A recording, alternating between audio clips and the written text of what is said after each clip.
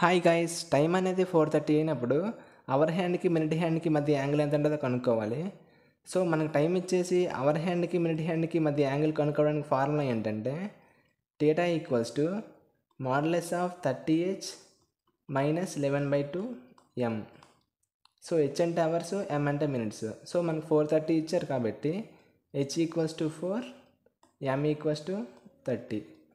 So ఈ values ఇందులో substitute చేసినట్లయితే theta equals to modulus of 30 times of 4 minus 11/2 times of 30, which is equals to modulus of 34 is 120 minus 2 15 is 30, 11 15 is 165. So which is equals to modulus of minus 45 equals to 45 degrees.